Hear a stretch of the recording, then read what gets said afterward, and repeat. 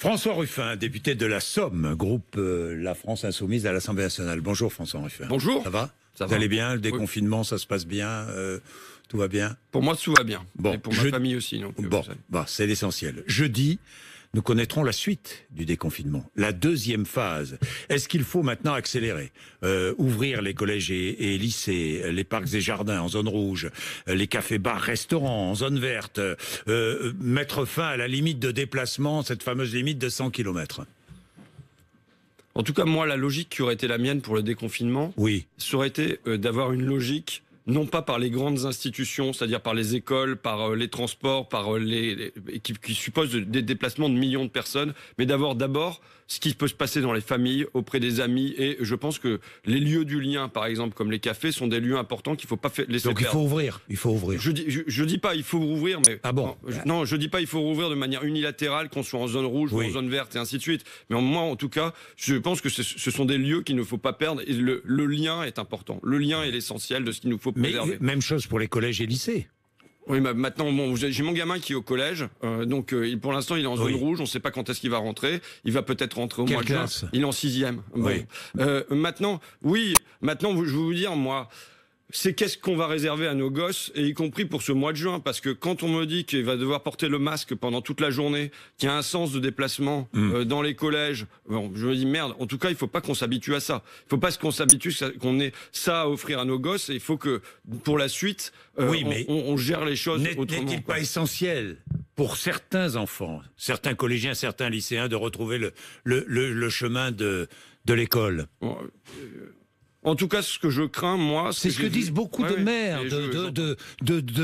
de régions populaires, de communes populaires. J'entends, et c'est pour ça que j'étais trop mesuré sur, par exemple, le retour à l'école.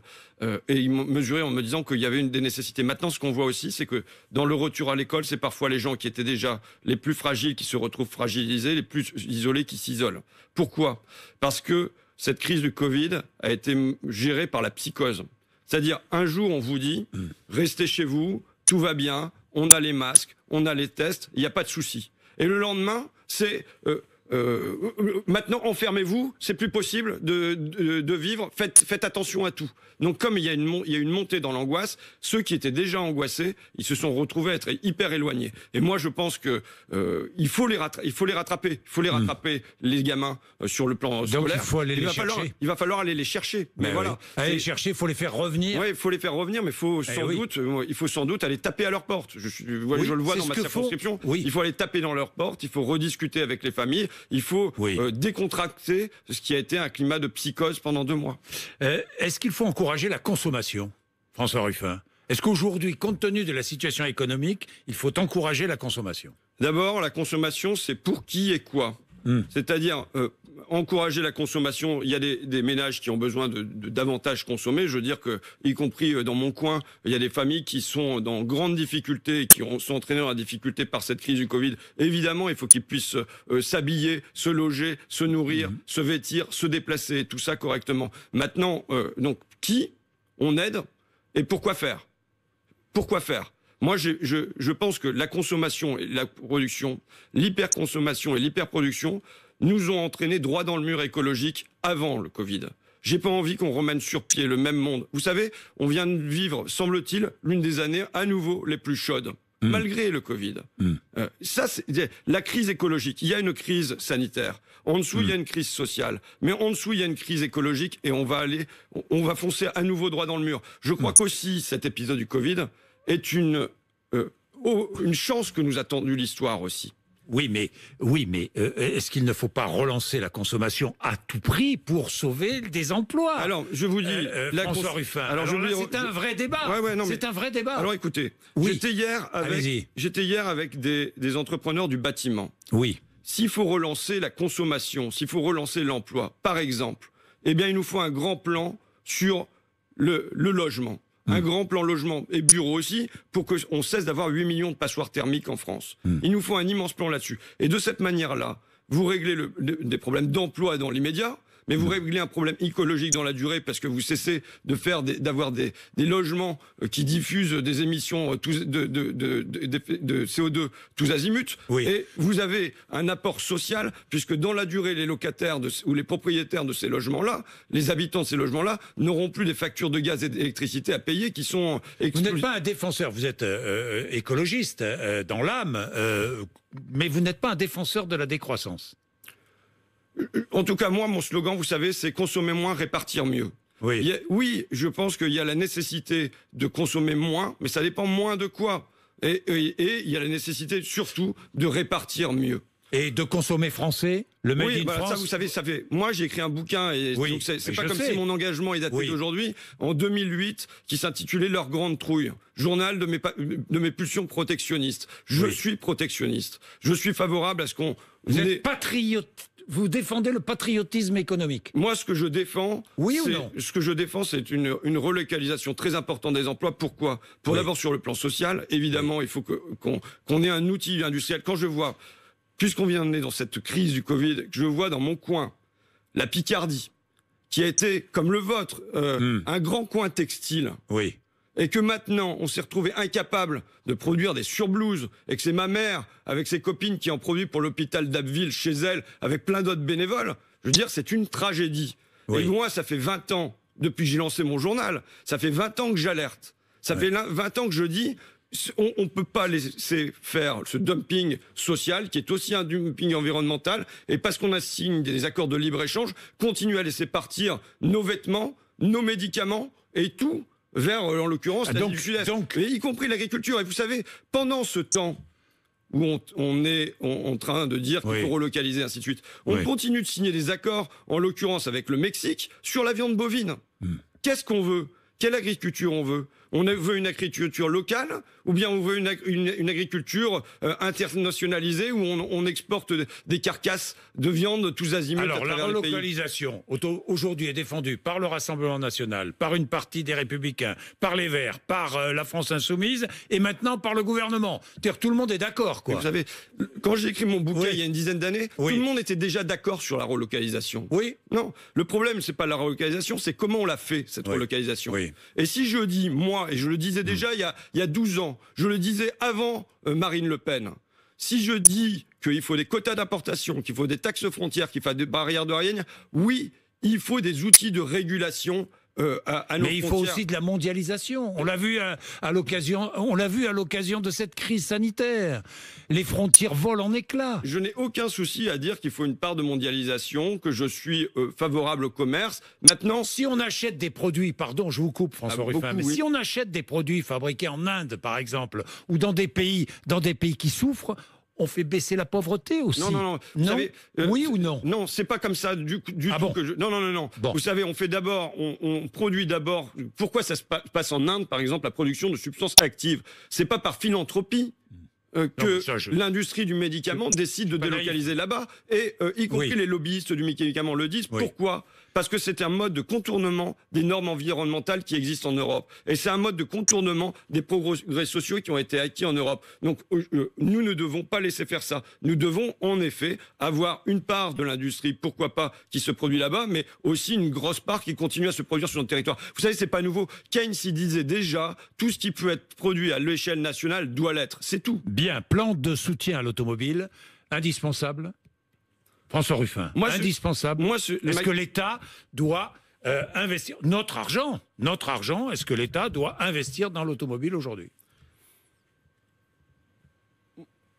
Pourquoi faire? C'est ça la question. Et le problème, c'est qu'on a des dirigeants qui n'ont pas de direction. C'est-à-dire qu'il y a un an, ils reçoivent Renault Alpine, par exemple, qui est produit à Dieppe, dans la cour de Matignon. Ils grimpent dans la voiture et disent c'est super, voilà l'industrie de demain. Et aujourd'hui, on met 5 milliards. Renault dit qu'ils vont fermer pour Alpine à Dieppe et le gouvernement dit c'est très bien. Quelle est la direction? On va attendre les décisions, hein, c'est vendredi. Vous pensez que Renault va fermer Dieppe? En tout cas, c'est ce qu'ils annoncent. Et le gouvernement dit s'ils veulent le faire, c'est ce qu'a dit Bruno Le Maire hier matin. Mais il n'a pas annoncé, ça n'a pas été annoncé à Dieppe. Mais d'accord, mais si Dieppe est dans la liste. Dieppe est dans la liste. Et donc, simplement, quel est le cap? Quel est le cap? On a eu une loi mobilité à l'Assemblée nationale qui n'a pas fixé de cap, quelle est la place de l'automobile dans le panel et le gouvernement de déplacement demain. Le gouvernement dit, alors je défends pas le gouvernement, hein, que les choses soient très claires, mais le gouvernement dit, Renault, on va aider Renault, mais en contrepartie, Renault va être obligé de fabriquer toutes ces voitures hybrides, rechargeables ou électriques en France. Déjà, comment ça se fait qu'on y songe maintenant? Où est l'État stratège pour que, depuis des décennies qu'on sait qu'il y a un problème avec l'industrie automobile, ça soit maintenant qu'on est dans le mur, qu'on se réveille. Ensuite, là aujourd'hui, il y a une réunion de Macron et moi, je ne suis pas d'accord pour que Macron se réunisse avec les capitaines d'industrie de l'automobile, et tout seul. Et qu'un autre jour, il va aller rencontrer Greenpeace, il va rencontrer la Fondation Nicolas Hulot, il va rencontrer la France Nature Environnement. C'est pas possible de fonctionner comme ça. Il faut mettre tout le monde autour de la table pour savoir demain quelle mobilité on veut dans le pays, quelle place pour les trains, quelle place pour les modes doux, quelle place pour l'automobile dans demain. Et donc, ça peut pas être une gestion au cas par cas. Enfin, vous dites ça. Moi, j'ai adressé sur le fait que la condition, ça va être que ça soit produit en France. J'ai adressé, il y a maintenant plus de 6 mois, en novembre 2019, une question au gouvernement auquel il ne m'a toujours pas répondu. Sur Valeo, puisque Macron seront sur un site Valeo aujourd'hui. Oui. Hein, j'ai demandé comment ça se fait que l'usine d'Amiens avait un grand centre de recherche et développement qui a inventé des tas de trucs, hein, je peux vous les citer, mais il y a des tas de trucs qui ont été inventés, il y a le clutch assistant, le pendule, le volant flexible, et tout ça part en Corée pour être produit, à Mondovi en Italie, ou part en Turquie. Alors que, juste en face, à Amiens, vous avez un centre de production, donc on a un centre de recherche, et les inventions sont produites à l'autre bout du monde. Est-ce que la production ne coûte pas trop cher en France? Mais c'est le vieux débat, François Ruffin. Si on fonctionne... Les charges sociales, oui, non. Si on fonctionne comme ça, jamais on sera compétitif avec la Corée, jamais on sera compétitif. Est-ce qu'il faut nationaliser? Est-ce qu'il faut aller jusqu'à nationaliser une partie de Renault?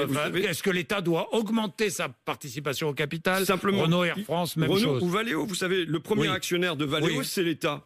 Simplement, moi, je demande que l'État joue son rôle de direction, qu'il dirige, qu'il nous dise qu'est-ce que c'est l'automobile de demain. Mais de la même manière, on voit une grande contradiction, de la même manière que je vous l'ai dit sur l'agriculture. Il n'y a pas de cap, il n'y a pas de boussole. D'un côté, on nous dit qu'il faut relocaliser, de l'autre côté, on signe des accords de libre-échange à l'échelle internationale. Bien, vous devez être satisfait, puisqu'hier, ici même, Bruno Le Maire nous dit « Oui, on imposera l'abandon par Air France des vols intérieurs lorsqu'il y a moins de 2h30 de vol ». Ça vous a satisfait ou pas? Écoutez, c'est du vernis, et vernis, je l'écris V-E-R-T, trait d'union NIS. C'est-à-dire que ça concerne 3 lignes sur toute la France. Si on veut nous faire croire que le grand changement écologique demain, c'est qu'il y a 3 lignes intérieures d'Air France qui vont être supprimées, c'est du bidon. D'accord? Et moi, je le dis avec un sentiment de tragédie parce que la grande question, c'est quel monde je vais laisser à mes enfants? Voilà ma question. Et je suis convaincu qu'on risque de leur laisser un monde terrifiant et je souhaite l'éviter. Bien, François Ruffin, vous avez vu ces rencontres, ces coups de téléphone d'Emmanuel Macron, je ne sais pas moi, à beaucoup, il vous a pas appelé. Non, il m'a pas appelé. Mais vous savez, vous savez, Monsieur Bourdin, je vous dis la vérité, je viens pas pour parler de ça, je viens pour parler des femmes de ménage. Oui. Vous savez. Alors, parlez-moi des femmes. Non, mais je sais que vous allez déposer une proposition de loi. Je le sais. Il y a des choses sur lesquelles je suis engagé dans ma conscience et dans mon ventre. Je vous parlerai des présidentielles, mais les femmes de ménage qui vont être prioritaires. Allez-y. Allez-y. J'ai là, alors oui. Ça naît d'une rencontre, un coup de fil qui m'est passé dans ma circonscription par Géraldine qui me dit voilà, moi j'interviens à l'hôpital d'Amiens pour un sous-traitant honnête et est-ce que je vais toucher la prime Covid? Et a priori, elle me dit non, je vais pas la toucher parce que je suis pas salarié de l'hôpital. Mais par ailleurs, elle me raconte comment elle travaille. Elle se lève à 5h du matin, elle prend 2 bus, elle intervient sur un premier chantier à 6h, entre 6h et 9h, elle reprend 2 bus pour revenir chez elle, et ensuite elle retourne travailler entre 16h et 19h. C'est le quotidien de millions de personnes dans ce pays qui ont nettoyé le micro ce matin, qui ont nettoyé les tables pour qu'on puisse parler, et ainsi de suite. Est-ce que c'est normal et qui gagnent moins du SMIC. Et qui gagnent moins du SMIC. Parce qu'elles ne font pas les heures. J'ai là les salaires des personnes de l'Assemblée nationale. Donc où un député touche 5 800 € par mois quand même. Et on est à 740 €, 780 €, 780 €, 780 €, 950 €, 950 €, 780 €. Est-ce que c'est normal? Et qu'elles viennent travailler comme des invisibles entre 6h et 9h du matin et qu'elles repartent. Qu'est-ce que vous demandez? Alors, j'ai déposé une proposition de loi qui sera discutée demain en commission des affaires sociales. Je demande 2 choses. D'abord, que toutes les personnes qui interviennent comme ça comme sous-traitante bénéficient des mêmes avantages que les salariés. C'est-à-dire que, par exemple, ici, on est dans une entreprise de presse, il y a un 13e mois dans la convention collective. Qu'elle touche aussi le 13e mois. Le 13e mois, qu'elle bénéficie de tous les avantages dont bénéficient les salariés qui sont intégrés. Et la deuxième chose, c'est qu'il y a une surtaxation des heures entre 18h le soir et 9h le matin. Pourquoi ? Pour qu'il y ait une incitation des entreprises, des donneurs d'ordre, à réintégrer ces salariés-là dans les heures normales et non plus à les invisibiliser. Il faut savoir que sur un dossier comme celui-là, c'est comme la relocalisation, il y a grosso modo un accord général. J'ai eu des patrons, y compris le patron des patrons de la propreté, de la Fédération des entreprises de propreté,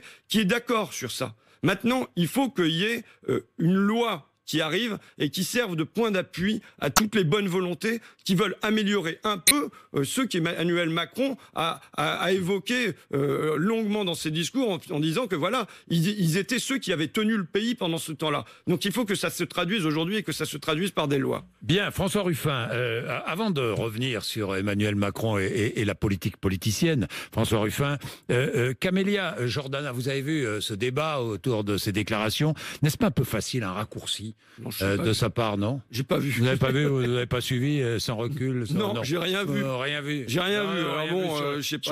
Sur les flics, non? Les flics, hein? Est-ce que vous avez peur quand vous rencontrez un policier? Non, c'est ce qu'elle dit. Elle dit qu'on peut avoir peur. Il y a un sentiment d'insécurité en présence des policiers. On a un sentiment d'insécurité. Alors, il se trouve qu'avant le déconfinement, j'avais produit un rapport pour une police de la confiance. Oui. Et en effet, il y a une confiance qui a été cassée dans le pays. Il faut l'entendre, de toute façon. Il y a une confiance qui a été cassée dans le pays entre la police et un certain nombre de personnes. Cette confiance, il faut absolument la rétablir. C'est documenté statistiquement. C'est documenté statistiquement par un certain nombre de sociologues qu'aujourd'hui, on a une confiance qui a été brisée. Et je pense que la police est un... Est-ce qu'elle vous fait peur, la police? Non, moi, elle me fait pas peur. Elle est raciste? Vous savez... Est-ce qu'il y a des policiers racistes? Je dis pas qu'il y a des policiers racistes du tout. Enfin, il peut y en avoir après tout, comme dans toutes les corporations, je veux dire, hein, mais c'est pas ça. C'est que on peut avoir un fonctionnement, on a un fonctionnement, il faut le dire, qui fait que les contrôles d'identité sont ciblés, par exemple. C'est documenté statistiquement. C'est montré que la France est l'un des pays où il y a l'une des plus grosses distorsions en termes de contrôle d'identité, le fonctionnement, qui est aussi lié à d'autres choses, et qui peut nous ramener à ce qui s'est passé dans le problème de la santé, qui peut nous ramener même à la querzaine dans le pompier que je visitais hier à Ville. Attendez, c'est quoi? C'est quand on fait la politique du chiffre. Quand aujourd'hui, on nous parle d'optimisation, de rationalisation, d'efficience, et que c'est avec ça qu'on fonctionne, qu'on enjoint aux policiers de faire du contrôle, de ramener des statistiques, de faire des petits bâtons. Le policier est obligé de contrôler, non? Non. François Ruffin, non? Il peut y avoir une part...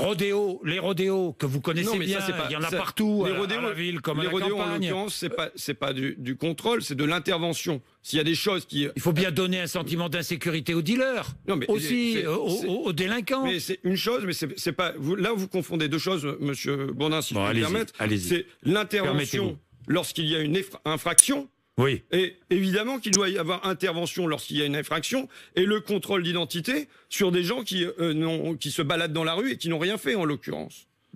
François Ruffin, oui, je disais tout à l'heure, Emmanuel Macron appelle tout le monde, hein, Philippe de Villiers, Jean-Marie Bigard, Éric Zemmour, il rencontre Didier Raoult, donc pas vous, il ne vous a pas... Non. Vous êtes une voix un peu discordante, un peu iconoclaste. Est-ce que vous pouvez affirmer ce matin que vous ne serez pas candidat à la présidentielle de 2022? Il paraît qu'il a peur d'un candidat qui serait un peu différent. Est-ce que vous pouvez l'affirmer ce matin? Non. Non, je laisse la porte ouverte.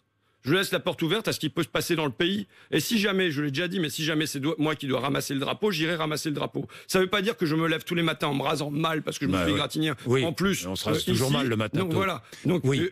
C'est pas ça du tout. Je suis pas du tout.